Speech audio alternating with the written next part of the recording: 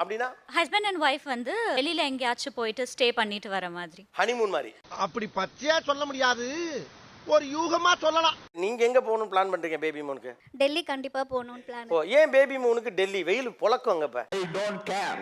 நான் மட்டுமல்ல, நீங்க ஒவ்வொருவரும் டெல்லினா 40 சொச்சு அடிக்கும். இப்ப பேபி மூனுக்கு அங்க போய் என்ன புரியல எனக்கு. சார் அது ஒரு எக்ஸ்பீரியன்ஸ் தானே சார். அனுபவமே ஒரு மனிதனுக்கு நல்ல பாடத்தை கற்றுத் தரும்னு விவேகானந்தர் சொல்லியிருக்காரு. பேபி பம்ப் இருக்கும். ஸோ அந்த ஒரு எக்ஸ்பெக்டேஷன்ஸ் வந்து நம்மளுக்கு வெளியே ஹஸ்பண்ட் கூட சுத்தணுன்ற ஒரு ஹாப்பினஸ் இருக்கும். என்னம்மா இப்படி தப்பு பண்றீங்களம்மா, என்னம்மா உள்ளூர்ல இருக்க வேண்டாம், டிராவல் பண்ணி எங்கேயா வெளில போயிட்டு வீட்டுக்காரோட மட்டும் இருக்கணும். இந்த பிக்கல் புடுங்க இல்லாம அவரோட ஜாலியா வெளில போற மாதிரி. புரிஞ்சுக்கிட்டாங்க வாசு. பாபு பாபு என்ன பேர் சூஸ் பண்ணீங்க? சார் அது ஸ்பெஷலா ரிவீல் ஓ, ஸ்பெஷலா இன்னும் ரிவீல் பண்ணல. அதான் பிரச்சனையே. என்ன பிரச்சனை? இப்போ பிரெக்னன்ட்ன்றதே நான் இப்போ நேஷனல் டெலிவிஷன்ல வந்து ரிவீல் பண்றேன். ஓ, இதுவே புதிய ரிவீல். அந்த இது ட்ரெண்டா போகுதுன்னு நினைக்கிறேன். இப்ப அடுத்தது ஆனா இது புதுசா இருக்குனே. புதுசா இருக்கு. இந்த ஃபோரம் சூஸ் பண்ணி இதுல நம்ம ரிவீல் பண்ணலாம் அப்படின்னு சொல்லி இந்த இதுல நாங்க. ஓ, நீங்க பிளானோட தான் வந்திருக்கீங்க. ஏன் உனக்கு அதுல ஏதாச்சும் பிரச்சனையா? நாங்க ஷோ நடத்துற பிளான் மட்டும் தான் பண்றோம். மீதி எல்லா பிளானும் அங்கங்க பண்ணிடுறீங்க. அதனால தானடா எல்லாரும் என்னை ரொம்ப நல்லவேன்னு சொல்றீங்க. ஓகே, ரிவீல் பண்ணுங்க. ஐ அம் பிரெக்னன்ட் ஆக்சுவலி. ஏண்டா யாருமே சொல்லவே இல்ல, சொல்லணுமாடா உனக்கு? அதுவே உனக்கு இப்பதான் தெரியுமா? கங்க்ராச்சுலேஷன்ஸ். ஸோ எனக்கு நாங்கள் என் ஹஸ்பண்டும் சேர்ந்து இன்னும் ரிலேஷன் யாருக்குமே சொல்லலை. ஸோ இது மூலமாக எல்லாரும் தெரிஞ்சுக்கோங்க. எல்லாரும் குபேரன் கேட்டுக்கிட்டீங்களா? கேட்டேன் சார். பேறு காலத்தில் அதற்கு ஏற்றாறு போல ஒரு பர்ச்சேஸ் இருக்கும்ல, ஒரு 25 to 30,000. ஒரு 30,000 ரூபாய். எது என்னையா சொல்ற? ஆவ பெருசு. ஸோ பேறுகால உடை பர்ச்சேஸ் என்ன பட்ஜெட்? 6,000 போதும் சார். சிம்ரன்ஸ் என்னடா இது, என்னம்மா இது? நான் கம்ஃபர்டபுள் க்ளோதிங்க்கு ஒரு 15K அந்த மாதிரி இப்போ வரைக்கும் ஸ்பெண்ட் பண்ணியிருக்கேன். எப்படி சிக்கிரிக்கம் பாத்தியாப்பா? பேபி பம்ப் தெரியற மாதிரி பாடி கான்ஸ் வாங்குவோம். அது ட்ரெண்டா? பேபி பம்ப் தெரியற மாதிரி இருக்கணும். தெரியற மாதிரி. என்னங்க எனக்கு ஒண்ணுமே புரியல. அதுதானப்பா எனக்கும் புரியல. எனக்கு இருக்க சைஸ்க்கு ஏற்ற மாதிரி மாற்றி வாங்கிட்டு இருந்தேன். இப்போ வரைக்கும் 20,000. ஆக்சுவலி இன்னைக்கு போட்டிருக்கிறது ஃபீடிங் கம் மெட்டர்னிட்டி. இது மட்டுமே 3,000. அறிவு கேட்டவனுங்க எவ்வளவு பெரிய ஒரு விஷயத்தை கேட்டிருக்கேன், இதுக்கு போய் உதைக்கிறாங்களே. ஃபர்ஸ்ட் எனக்கு தலை சுத்திருச்சு இவங்கெல்லாம் கேட்கும்போது. மாச ஸ்கேன்ல இருந்து அது என்ன மோல்டு பண்றதா? நமக்கு எதுக்கு? நமக்கு எதுக்குடா வம்பு? இருக்கடா தெரியாம இருண்டு போயிரும்டா. அப்படி இருக்கிற இடம் தெரியாம இருந்துட்டு போயிருப்போ. எல்லாம் வெளியில வந்துருச்சு. ஒண்ணு கூட நம்ம தனிப்பட்ட அந்தரங்கம் புனிதமானதுங்கிற மாதிரியே இல்ல. இல்லையா? அதெல்லாம் இல்லையே. இல்லையா? இருக்குடா. எங்கடா இருக்கு? இருந்தா படிக்க மாட்டேனா? சரியா படிக்கிறது. அந்தரங்கம் புனிதமானது. சம்திங் நமக்குள்ள வி ஷுட், அதாவது சில விஷயத்தை நமக்குள்ள வச்சுக்கிறப்ப தான் மகிழ்ச்சி. ஐயோ இது மேட்ரே வேறம்மா. இந்த கொசு தொல்லை தாங்க முடியலடா. எங்க போனாலும் பின்தொடர்ந்தே வருது. அது பிள்ளை இல்லைங்கிற கவலையோ இதுவோ அவங்கள பத்தியது. இந்நேரம் வரையும் யாரையும் பார்த்து கேட்க மாட்டேன். கல்யாணம் ஆயிடுச்சா, எதுவும் விசேஷம் இல்லையான்னு. முட்டாத்தனம் அது. ஐயா என் ராசா, என் தெய்வமே, என் தெய்வமே. பெத்துக்கிட்டேன் நான் உண்டானதுல இருந்து ட்ரெஸ் இல்லாம வயித்த மட்டும் அதெல்லாம் ரொம்ப கன்றாவியா இருக்குப்பா. டே, நீ பண்றது கொஞ்சம் கூட சரியில்லை சொல்லிட்டேன். என்ன சரியில்லை? ரொம்ப கன்றாவியா இருக்கு. நீங்க என்ன நினைச்சுக்கிட்டாலும் சரி, ஒரு பாட்டி ஸ்தானம் தான் எனக்கு. புரிஞ்சதா? ஒருத்தர் குழந்தை பெற்றுக்கிற ஃபங்க்ஷனையோ அல்லது வயிற்றுல குழந்தை இருக்கிறதையோ பெருசாக செலிப்ரேட் பண்ணுறதை பார்க்குறப்ப ஒரு ஏக்கம் வந்துதா?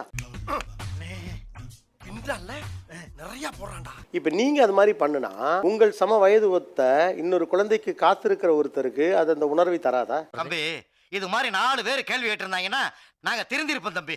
நான் சொன்னது அதையும் தாண்டி வயிற உடையே இல்லாம காட்டி அது எதுக்கு? அதுல என்ன இருக்கு? அதாவது ரசாயன கெமிக்கல். என்னப்பா அது பெரிய தொல்லை. காலம் வராதப்பா. அந்த 10 months தான் அது இருக்க போகுது. அதுக்கப்புறம் இருக்காது. இதுக்காக 15 மாசம் புள்ள உண்டாக முடியுமா?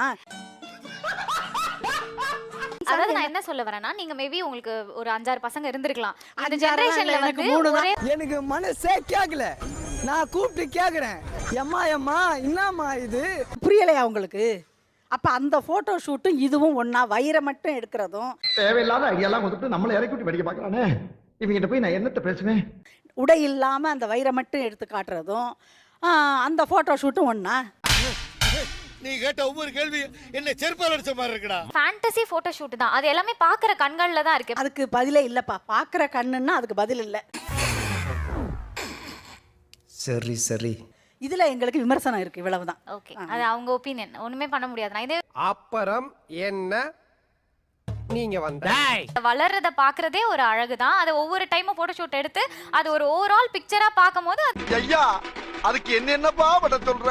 வளர்றதை யார் பார்க்கணும்? நாங்க அட பேஜில போவா.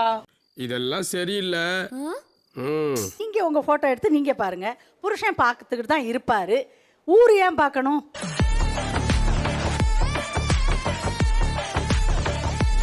அது பார்க்கிறதுக்கு ஒரு மாதிரி அழகா இருக்கு, அதனால எல்லாரும் பார்க்கட்டும் அப்படின்னு சொல்லி. இல்ல நான் தெரியாம தான் கேக்குறேன். நீங்க எல்லாம் பைத்தியமா? Probability, risk. குழந்தை பிறந்த பிறகு நான் வச்சுப்பேன், நான் வீட்ல வச்சுக்கிறேன். அப்படி பண்ணிக்கலாமா? ஏன் டென்ஷன் ஆவற? ஏன்டா இப்ப டென்ஷன் ஆவற? மச்சான் நீ ஏன்டா டென்ஷன் ஆவற? பார்க்கிறதுக்கே ஒரு மாதிரி இருக்கு அப்படின்னு சொன்ன ஆட்கள் எல்லாம் எனக்கு தெரிஞ்ச அவங்க ஒரு ஓல்ட் ஸ்கூல் ஃபீல்ல இருந்த மாதிரி தான் எனக்கு இருந்தது. அவன் இன்னும் திருந்தல மாமா. வாய்ப்பில்லை ராஜா, வாய்ப்பில்லை. அவன் வந்து உங்கள்கிட்ட பேசுனதுல அவன் சொன்ன எந்த வார்த்தை டக்குன்னு கண்ணில் ஒரு ஆனந்தத்தையும்? இப்ப பாருங்கண்ணே, இப்ப பாருங்கண்ணே, இப்ப பாருங்கண்ணே நீங்க. எல்லாமே ஆக்சுவலா கை காலெல்லாம் உதறது ஐயோ பேசிட்டு இருக்கமா உதறக்கூடாதுமா. ஒரு இடத்துல உட்காருங்க, அப்பதான் பேச முடியும். என்ன நான் போன அது வச்சிட்டனா நீ? நான் நல்லா பண்றனோ இல்லையோ, ஆனா நீ நல்லா பண்ற. பேபி பிறந்ததுக்கு அப்புறம் பேபிக்கு ஒரு போட்டோ ஷூட் பண்ணுவாங்க. அப்புறம் பேபி நேம் ரிவீல் பண்றதுக்குன்னு அதுக்கு ஒரு போட்டோ ஷூட் பண்றாங்க. இதெல்லாம் எனக்கு சாதாரணம். நாளைக்கு ஈவினிங் இத பத்தி ஹோம் மினிஸ்டர் நான் பேசுறேன். நீ முன்ன மாதிரி இல்லடா, உங்க பாப்பா போறடா, காசை சேர்த்துக்கடா, அந்த பிள்ளைய பத்திரமா பாத்துக்கடா. நீங்க தப்பா நினைச்சுக்கிட்டு என்னைய கூப்பிட்டு வச்சு கம்ப்ளைண்ட் பண்றீங்கண்ணே. நான் ஒன்னும் சங்க தலைவர்லண்ணே. இந்த வார்த்தை தான் சொல்லுவாங்க. ஆனா நீங்க இதை கொண்டாடுற பேர் வழின்னு செலவா பண்றீங்களேன்னு கேட்குறாங்க. இதெல்லாம் எங்களுக்குள்ள ஒரு என்டர்டைன்மெண்ட்டுங்க. என்டர்டைன்மெண்டா?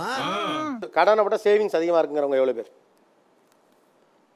என்ன ராஜேந்திர அதெல்லாம்? அண்ணே எனக்கே தெரியாதுண்ணே, இப்படி பண்ணிட்டாங்களே. அட போட. ஒரு 4-5 பேரை தவிர மற்றவங்களுக்குலாம் இப்பவே கடன் இருக்கு, ரைட்டு தானே? அப்போ நீங்களாம் கொஞ்சம் அஃப்ளூவெண்ட்டாக இருக்கலாம். அதுக்காக நீங்க செய்யறதெல்லாம் சரியாயிடுமா? என் மனசுக்கு எது சரின்னு போடுதோ அது மட்டும் தான் நான் செய்யறேன். Thanks lot. நிகழ்ச்சியில் கலந்து கொண்ட அனைவருக்கும் கோபிநாத்தின் நெஞ்சாத நன்றிகள். மீண்டும் இன்னொரு சந்தர்ப்பத்தில் பேசலாம்.